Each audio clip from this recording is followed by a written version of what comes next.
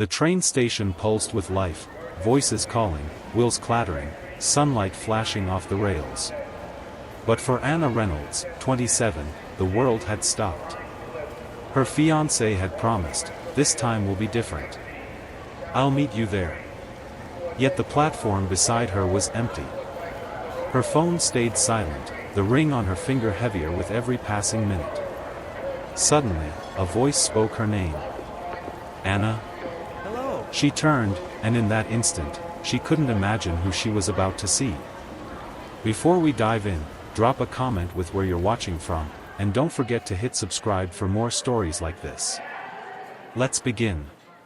The train station in early September buzzed with travelers, suitcases rattling, voices echoing, the smell of coffee and metal tracks filling the air. Anna Reynolds stood at the edge of the platform, clutching her small leather bag like a lifeline. Today was supposed to be her escape. David had promised, this time, he swore, he would meet her here, ticket in hand, ready to leave behind the lies and late nights. A new beginning. A new life. Minutes bled into an hour. Her phone stayed silent. Every vibration that wasn't there pressed heavier against her chest. The announcements blurred, people rushed past, and Anna felt like the only still figure in a world that kept moving without her. When the last train toward Boston screeched out of the station, her hope went with it. She sat on a bench, tears threatening but refusing to fall. Around her, no one noticed. Or maybe no one cared. Then, an unmistakable voice. "Anna?" She turned, startled. Standing a few feet away was Mark Sullivan. His hair was shorter than she remembered, his shirt rolled up at the sleeves, but the same quiet steadiness lingered in his eyes. Beside him was a boy, no older than 9, holding a sketchbook under his arm. Anna blinked, confused. She hadn't seen Mark in years. Not since that night at the hospital, when she'd pressed a crumpled 20 into his hands after his son needed medicine he couldn't afford. She'd almost forgotten. But clearly, he hadn't. "Are you okay?" Mark asked softly. And just like that, in the wreckage of her broken plans, someone had noticed her after all. Anna forced a small smile, though her throat tightened. "I'm fine," she lied. But her voice cracked just enough for Mark to catch it. He didn't press. He simply nodded toward the boy. "This is Ethan." The child peeked from behind his father, his eyes bright but cautious. He held out the sketchbook, pages curling at the edges. "I drew a train," he said shyly. Anna knelt, brushing her fingers across the paper. It was rough pencil work, but the little details, the smoke, the rails, were alive with energy. "It's wonderful," she whispered, meaning it. Ethan beamed, then ducked back, cheeks red. Mark's gaze softened. He looked the same way he had years ago, steady, a man carrying more than his share of weight, but never letting it crush him. Anna wanted to ask how life had treated him, but the words jammed in her throat. She couldn't bear to admit she had been waiting for someone who never came. Not when Mark was standing here with his son, radiating quiet resilience. "Let me get you some coffee," Mark offered. "You look like you could use it."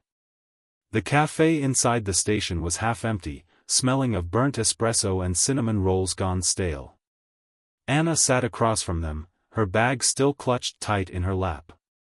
She sipped slowly, letting the warmth steady her hands. "Rough day?" Mark finally asked. His tone wasn't invasive. Just present. Anna stared into the dark liquid, her reflection fractured. "You could say that." Ethan slid a napkin across the table. On it, he'd drawn a stick figure standing alone under a heavy cloud, then another figure, holding an umbrella over them. "That's you," he said softly. Anna swallowed hard. Somehow, this child she just met again knew more about her pain than David ever had. The warmth of the coffee lingered, but Anna's chest still felt hollow. She traced the rim of her cup with one finger, debating how much to say. Mark didn't rush her. He sat with the stillness of someone who had learned patience the hard way. Finally, Anna let out a breath. I was supposed to leave today. With someone. He promised he'd be here. Mark didn't ask who. He just nodded, letting her fill the silence if she chose. His name's David, she continued, her voice brittle. We were going to start over. New city. New life. But, this isn't the first time he's disappeared when it mattered. Ethan looked up from his sketchbook, his small brow furrowed. That's not nice, he said plainly. The simplicity of the boy's words cut deeper than any elaborate judgment. Anna's lips trembled, and she laughed softly, though it sounded closer to a sob. No. It's not.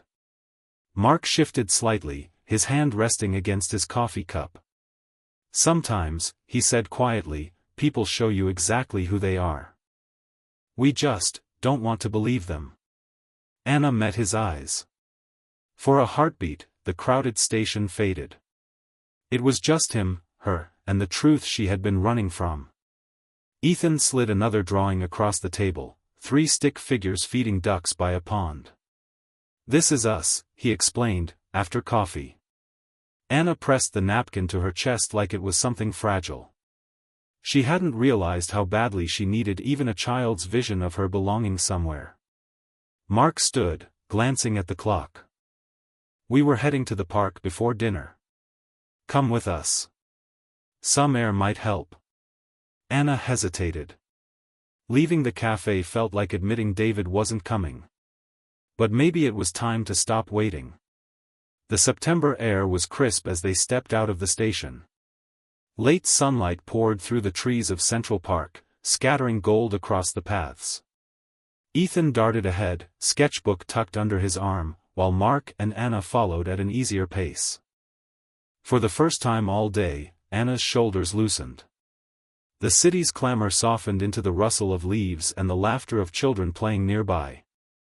She watched Ethan run toward the pond, tossing breadcrumbs from a small paper bag Mark had brought. Ducks crowded close, their wings flashing in the light. Anna smiled despite herself. You come here often? Whenever I can, Mark said. It's cheap, and Ethan thinks the ducks are his personal audience. As if on cue, Ethan waved at them dramatically. They're clapping for me, Dad. Anna laughed, a real, unguarded laugh that startled her. She hadn't realized how long it had been since she'd felt it. Mark watched her quietly. It suits you, he murmured. Her cheeks warmed. She turned her gaze back to the water, unsure how to answer. David had never noticed the small things, her smile, her silences, the way she tried to hold herself together. Yet Mark, in a single glance, saw what she'd forgotten about herself. Ethan ran back, holding a crumpled drawing of 3 ducks with crowns on their heads. They're a royal family, he explained proudly. You're the queen duck. Anna knelt, her eyes stinging. That's the nicest thing anyone's called me in a long time. Mark crouched beside them, his voice low. Maybe it's time you believed it. For a moment, the pond shimmered like a mirror. Anna saw not the abandoned woman at the station, but someone worthy of being seen. As the sky shifted from gold to gray, they lingered on a park bench. Ethan sketched furiously, tongue between his teeth, while Anna and Mark sat side by side in a silence that wasn't heavy at all. Then Anna's phone buzzed. The sound sliced through the calm. Her stomach twisted as David's name flashed on the screen. For a moment, she couldn't breathe. She answered with trembling fingers. David? His voice came casual, almost bored. Anna. Sorry, something came up. You know how it is. I'll explain later. Her grip tightened. You left me waiting. Again. Don't be dramatic. We'll reschedule. Next week, maybe. I've got deals in motion. Important things. Important. The word landed like a slap. Anna's eyes flicked to Ethan, bent over his drawing, and then to Mark, whose jaw had tightened though he said nothing. "Goodbye, David," she whispered, and ended the call before he could respond. Her hands shook, but a strange relief coursed through her veins. For once, she hadn't begged, pleaded, or waited. Mark's voice was steady. That sounded final. Anna nodded, blinking hard against tears. It needed to be. Ethan hopped up, proudly showing them his new sketch, 3 figures standing under a wide tree. "This is us again. But see?" He drew a red X over a 4th, faint figure in the corner. "That one doesn't belong. He looks mean." Anna covered her mouth, half sobbing, half laughing. The truth was so plain in a child's eyes. Mark leaned closer, his voice quiet but certain. "You deserve more than excuses, Anna." For the first time in years, she almost believed it. The walk back from the park was quieter, but not uncomfortable. Streetlights flickered on, bathing the sidewalks in amber. Anna hugged her bag close, every step heavy with the weight of what she'd just done. She had finally cut the cord with David, but the emptiness that followed startled her. "I should feel free," she murmured. Mark glanced at her. "You will. Sometimes freedom feels like falling at first." His words settled inside her like an anchor. Still, the doubts clawed. She replayed years of late-night promises, cancelled plans, the way she always smoothed over his indifference. What if she'd thrown away her only chance at love? As if sensing her thoughts, Ethan slipped his small hand into hers. "Don't be sad," he said. "You have us now." Anna's throat tightened. She squeezed his hand gently, blinking back the burn in her eyes. It wasn't just comfort. It was truth spoken in a way only children managed. When they reached the station again, Mark hesitated. "Do you have somewhere safe tonight?" Anna shook her head. "I was supposed to. I don't know. Start over somewhere else." Mark shifted, scratching at the cuff of his sleeve. "Look, I don't want to overstep. But Ethan and we've got a small apartment not far from here. Couch isn't fancy, but it's warm. You're welcome, just until you figure things out." Anna stared at him, startled. Not once had David ever offered her simple safety like that. His love was always conditional. But Mark's offer wasn't tangled in expectation, it was just kindness. She exhaled, her voice unsteady. I'd like that." And for the first time in years, she didn't feel like she was walking into another disappointment. She felt like she was walking home. Mark's apartment was small, tucked above a corner grocery store, its walls faintly humming with the sounds of the city below. The furniture was mismatched, the carpet worn, but the space pulsed with something Anna hadn't felt in years: warmth. Ethan proudly gave her the grand tour, pointing out his wall of drawings taped above his bed, the chipped kitchen counter where he and his dad made pancakes on Sundays, and the bookshelf stacked with library finds. "It's not big," he said, "but it's ours." Anna smiled, touched by his pride. The place wasn't grand, but it was alive with care. A bowl of apples sat on the table, Mark's jacket draped neatly over a chair, school supplies stacked for Ethan's morning routine. It was ordinary, but in its ordinariness, Anna felt something she hadn't in a long time: steady ground. Over dinner, macaroni and cheese that Ethan stirred proudly, Mark asked nothing of her. No interrogation, no judgment. He simply included her, sliding her a plate as if she had always belonged there. Later, after Ethan had gone to bed, Anna lingered in the kitchen. The hum of the fridge and the city lights through the window filled the silence. Mark leaned against the counter, arms folded. "You didn't have to take me in," she said softly. He shook his head. "Didn't feel like a choice. You helped me once, years ago, when no one else noticed. This is just me returning the kindness." Anna's chest tightened. She had forgotten that night at the hospital, but he hadn't. And here he was, steady, dependable, reminding her that sometimes the smallest kindnesses never fade. She wrapped her hands around the mug of tea he'd made her, the steam brushing her face. For the first time in years, she felt the weight of her loneliness ease. The next morning's sunlight spilled through thin curtains, casting warm stripes across the living room. Anna stirred awake on the couch, the faint smell of coffee already in the air. Mark was at the counter, hair damp from an early shower, carefully packing Ethan's lunchbox. It looked so simple, so ordinary. Yet to Anna, it was extraordinary. She had spent years waiting for David in half-lit apartments, always clinging to promises that never held. But here was a man who kept small promises without even speaking them. Lunch packed. Shoes tied. A son cared for. "Morning," she said, her voice rough. Mark looked up and smiled. "Morning." Tea's on the table. Ethan bounded out with his backpack, waving a fresh drawing. "Look. Us feeding ducks again. I added you this time for real." Anna's heart twisted.